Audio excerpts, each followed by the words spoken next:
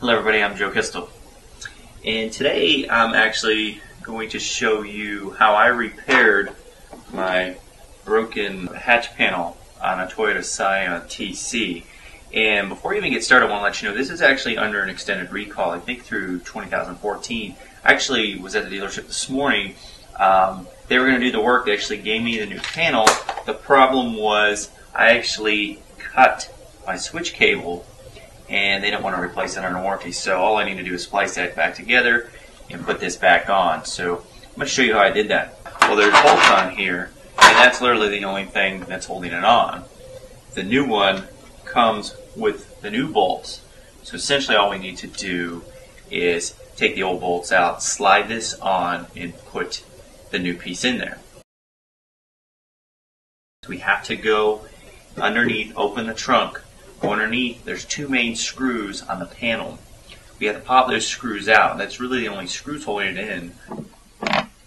Alright, so these screws got to come out. And then you slowly, it's kind of pull, and you'll hear some snaps, and that's actually going to release the whole cover back here. There's a bunch of plastic clips holding that panel on, so you have to carefully kind of pry those out. It's kind of a pain in the butt. Once you get the panel out, we can go back in there, access the bolts, undo the nuts on the bolts, and then slide these out. Okay, you can see that is the actual wire harness we need to unplug.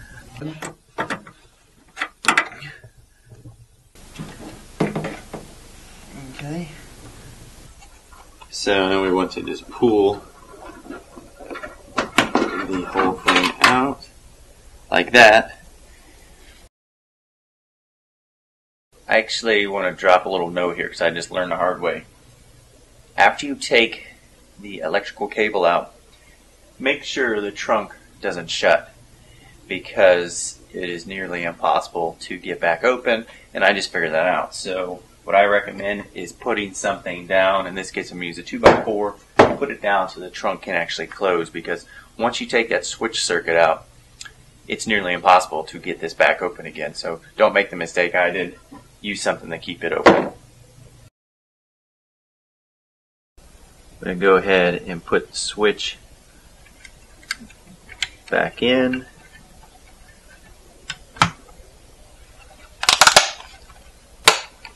Okay, just slides it like that, and then a couple of screws.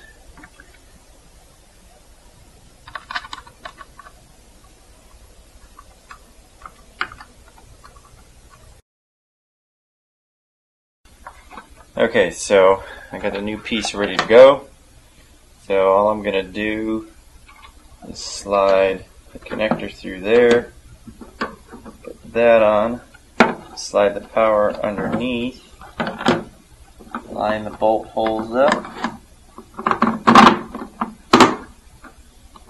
Okay, and then there we go.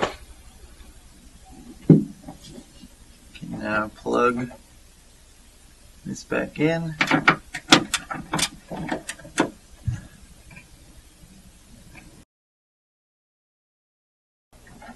So basically we just have 4 bolts. You just have to put the 4 nuts on the 4 different bolts and tighten them down. These are 10mm nuts, by the way.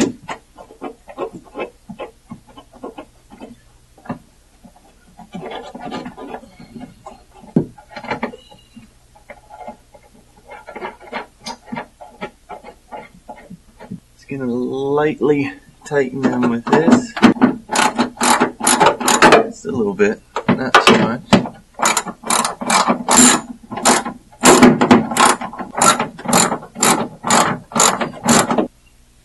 Alright, looks good. Alright, so this is actually probably the hardest part of this whole thing, is dealing with these plastic clips. And the idea is to line them all up and they should snap in theoretically.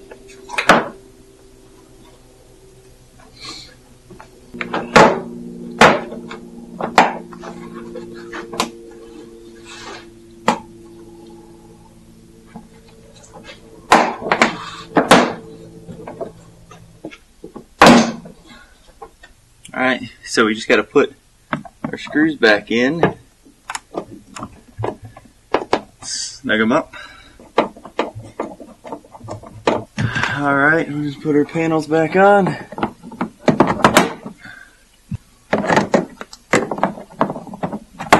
There you go.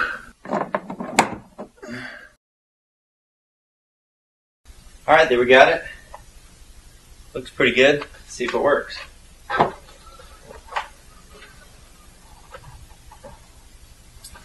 So anyways, it's not too difficult. Go get the extra part either from Toyota. I think you can find them online as well. And give it a stab yourself if you have to. Thanks for watching. I'm Joe Kistel.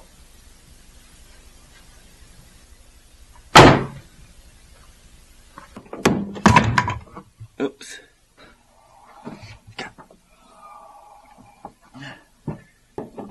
Damn it.